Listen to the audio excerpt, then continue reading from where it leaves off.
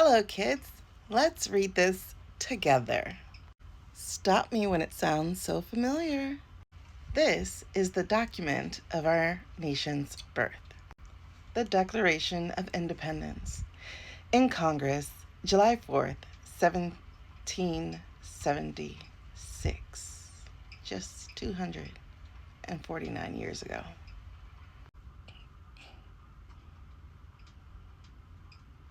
Now, don't you jump ahead and read the blue parts. We're going to read this together.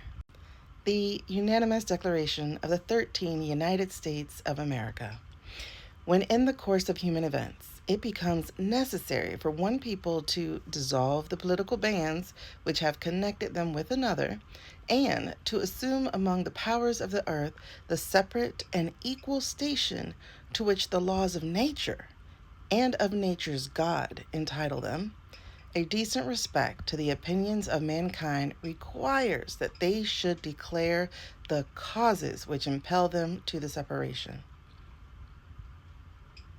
In other words, when you are feeling so disrespected, you have to lay it out. Air out the place before you air out the place. And so let's begin. We hold these truths to be self-evident, that all men are created equal, that they are endowed by their Creator with certain unalienable rights, that among these are life, liberty, and the pursuit of happiness. That to secure these rights, governments are instituted among men, deriving their just powers from the consent of the governed. That whenever any form of government becomes destructive to these ends, it is the right of the people to alter or to abolish it, and to institute new government, laying its foundation on such principles and organizing its powers in such form as to them shall seem most likely to affect their safety and happiness. Prudence indeed will dictate that governments long established should not be changed for light or transient causes. We're not just doing this just to do this. And accordingly, all experience hath shown that mankind are more disposed to suffer, while evils are sufferable, than to right themselves by abolishing the forms to which they are accustomed. In other words, we would put up with your mess as long as you don't cross too many lines. That's just the way of the nature. And let's get back to this. But when a long train of abuses and usurpations, I think I said that wrong, but anyway, pursuing invariably the same object evinces a design to reduce them under absolute despotism, it is the right, it is their duty to throw off such government and to provide new guards for their future security. Such has been the patient sufferance of these colonies, and such is now the necessity which constrains them to alter their former systems of government. The history of the present King of Great Britain is a history of repeated...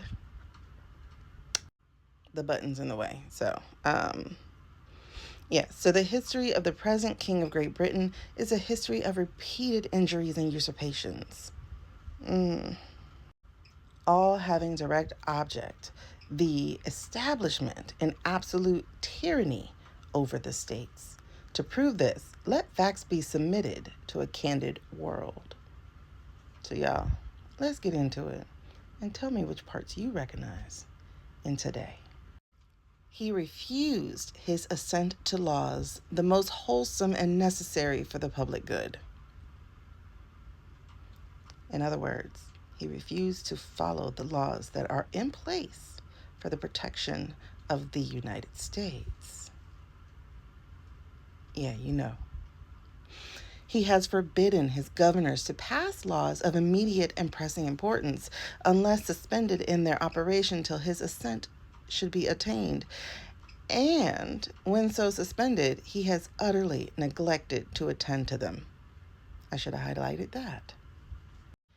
He has refused to pass other laws for the accommodation of large districts of people unless those people should relinquish the right of representation in the legislature, a right inestimable, I can't say that right now, to them and formidable to tyrants only. I still see how this one's going. Should have highlighted that. He has called together legislative bodies at places unusual, uncomfortable, and distant from the depository of their public records for the sole purpose of fatiguing them into compliance with his measures. I should have highlighted that because of the votes at 1 and 2 a.m. in the morning at his command. He has dissolved representative houses repeatedly for opposing with manly firmness his invasions on the rights of the people. Newsom is okay. He has refused for a long time, after such dissolutions, to cause others to be elected, whereby the legislative powers incapable of annihilation have returned to the people at large for their exercise, the state remaining in the meantime exposed to all the dangers of invasion from without and convulsions from within. He has endeavored to prevent the population of these states, for that purpose obstructing the laws of naturalization of foreigners, refusing to pass others to encourage their migrations hither, that's here, and raising the conditions of new appropriations of lands. He has obstructed the administration of justice by refusing his assent to laws for establishing judiciary powers. Tell me when I'm not talking about the guy in office now. He has made judges dependent on his will alone for the tenure of their offices and the amount and payment of their salaries. He has erected a multitude of new offices, Doge, and sent hither swarms of offices to harass our people and eat out their substance. What is the new one? Something about some Christian stuff? He has kept among us in times of peace standing armies without the consent of our legislatures. Governor Newsom did not ask for the National Guard, nor the military. He has affected to render the military independent of and superior to the civil power. Hegseth. He has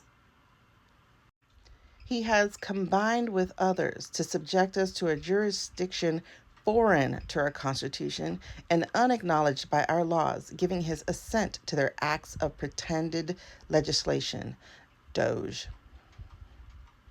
and these other fake offices.